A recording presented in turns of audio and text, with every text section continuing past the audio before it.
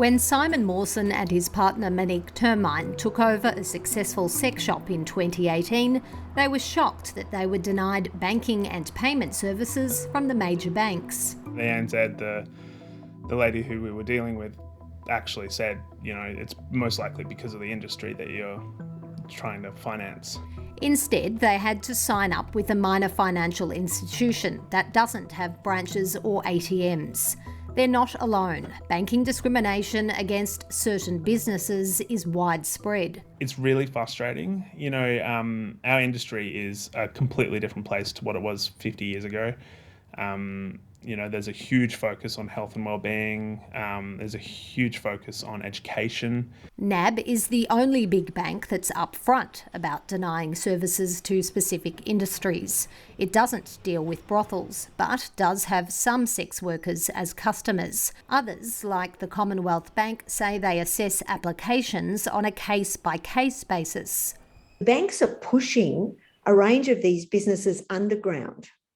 They're pushing them into a cash-only type economy, which isn't what we want at all. We want everyone paying appropriate tax, operating in the legal system.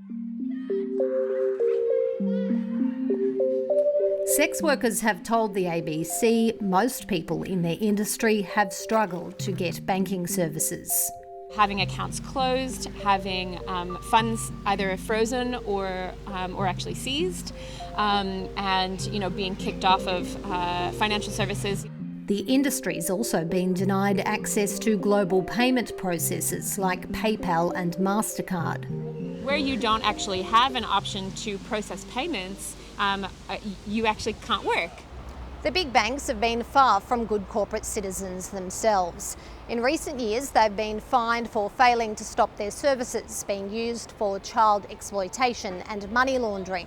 The body that represents them, the Australian Banking Association, declined to be interviewed, but said its members are obligated under legislation to identify and mitigate against a variety of risks.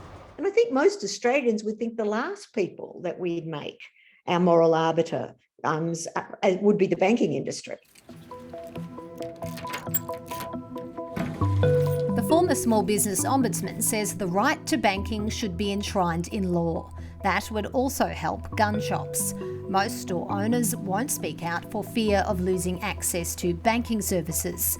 Gary Giorgio has signed up with a major financial institution, but says he's treated as a high-risk business. Quite a few other of the gun shops are having problems with getting FPOS terminals and merchant facilities with any bank. Mr Giorgio's business also can't use Afterpay, and smaller banks have rejected his loan applications.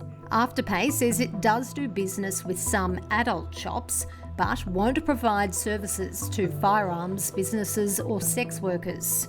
It's very frustrating and crippling because we're trying to run a business, a legitimate business. A legitimate business that is too high risk for most banks.